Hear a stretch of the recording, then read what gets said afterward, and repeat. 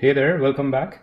In this video, I wanted to talk a little bit about PEFT, parameter efficient fine-tuning, and LoRA and QLoRA techniques. I wanted to demystify them a little bit, okay?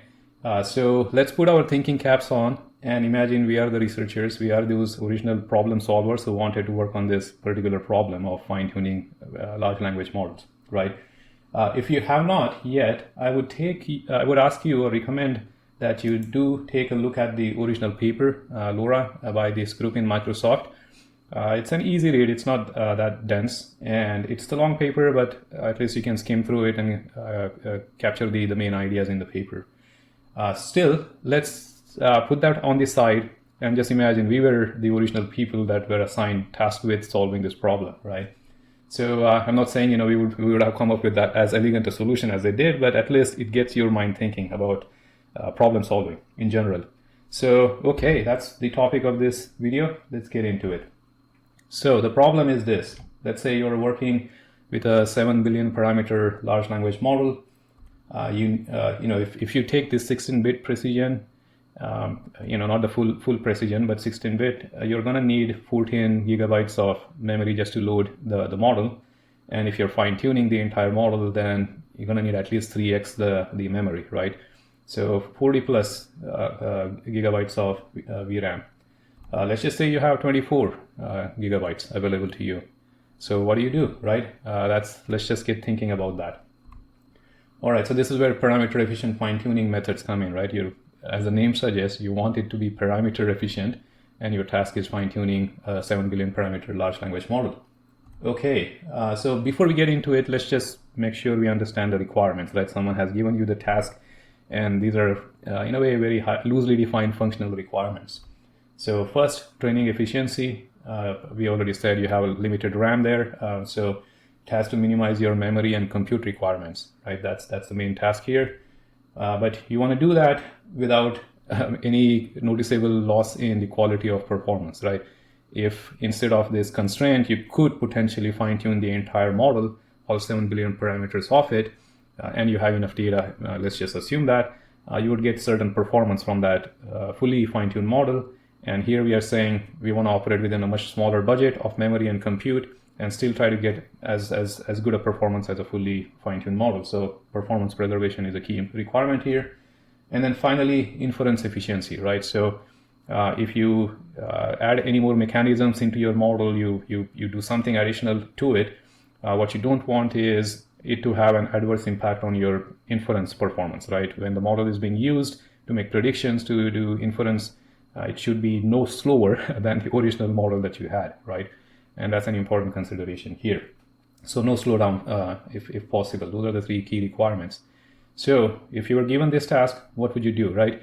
Now I kept saying large language models, but you can really just think about any neural network model. It could be NLP related, natural language processing related, but it could be image classification. It could be some other neural network model.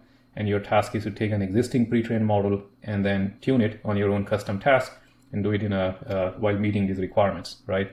So what would I do, right? Let's just think about it. If you want, you can just pause the video, think about your own ideas of what you would want to do, and then come back and let's continue the video. So I'm going to throw some hacky ideas, right? Just whatever comes to your mind. That's what I'm doing here. So let's take the complete neural network.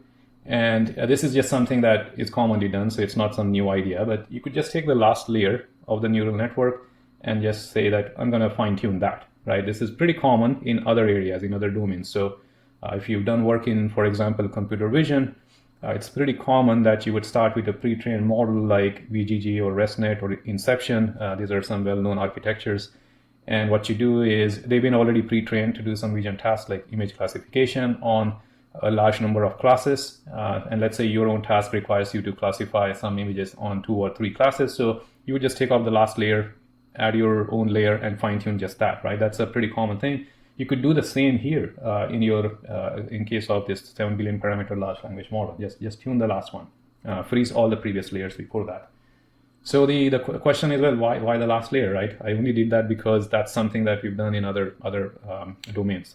So yeah, you could select any of the layers. It could be the first layer, in fact. You could fine-tune any of those layers subset of those and just tune those. Again, you're instead of tuning the whole 7 billion parameters, you're trying to select a smaller subset, right?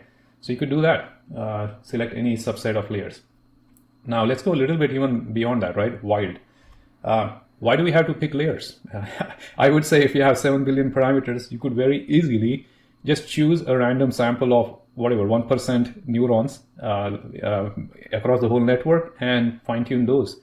And now you would have to write some pretty lower level code, and I wouldn't recommend you actually try to do that, but that idea is equally valid, really.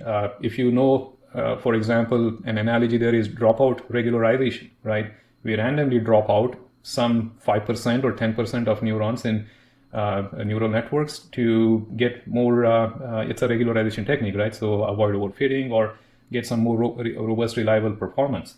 If you can drop some neurons randomly, you could also fine tune some neurons randomly. It's equally valid idea. So what else can we do? We could insert some bottleneck layers, meaning like if you have some layers, you take any two layers, insert a middle layer that you create, and it's a bottleneck, meaning it has fewer neurons in it. And it's pretty similar to the LoRA idea, right? You have a lower rank kind of representation. Here we are saying that middle layer is a much smaller number of neurons, which is why I called it a bottleneck. And this idea isn't new either. The whole idea of autoencoders and dimensionality reduction using autoencoders involves that idea, where you have like the encoding layer, then you have a bottleneck which takes that input and encodes it, compresses it in much smaller latent space, and then you can again decompress it into the final layers, right? So that is a pretty common idea. You could do that here too, and then you can just train that inserted layers. That's a valid idea. What else could you do, right? So you have neurons, and instead of training the weights, you could just choose to train the biases, right? Every neuron has bias and then the weights, right? So you could just train the biases of the neural network, and this would be a pretty tiny percentage of weights, trainable weights that you would have, well, trainable parameters that you would need to tune. That's possible too. And then finally, low rank adaptation, the technique there is basically you take a layer, you have a decomposed representation of it, and you fine tune that, right? Now, these are not the exhaustive ideas. You could come up with more, and in PEFT, especially if you are looking at the specific application here, there's other ways. There's something called prefix tuning, there's prompt tuning. So there's other methods. I would recommend that you just search on those other methods of PEFT. But yeah, it's possible. You could come up with your own ideas to do all of these things. So I want to really emphasize, these are all reasonable ideas. You could do any of them. There's no such thing as, all of machine learning and deep learning is experimentation. You just try it out and see what works the best, and you pick that method, right? So among the methods that I just mentioned, in fact, the idea of inserting some layers, that's part of PEFT. The other technique that's, I think, called adaptive or adapter layers. That's already there. Training the biases, that's called Fitbit. Might be a different name, but I think that's what it's called. It's a well-known technique. And then, as you know, the last one is LoRA or QLoRA. So I just wanted to emphasize this point. PEFT isn't rocket science. In fact, a lot of these ideas you come across in deep learning, large language models, and generative AI. You can actually, if you just sit back and think about it, a lot of these ideas are not rocket science. You can do it. Now, of course, implementation wise, you have to do a lot of experimentation and researches. I definitely don't want to take away any credit from them. The LoRA paper, 29 pages of it, the level of rigor in that paper is tremendous, and no surprise that paper is one of the most cited papers, right? The last time I checked, more than 20,000 citations to it. So for researchers, they have to do a lot more rigorous way of proving their point. But in industry, if I'm doing this, I don't need to prove that this works for all possible cases, right? I have a particular use case.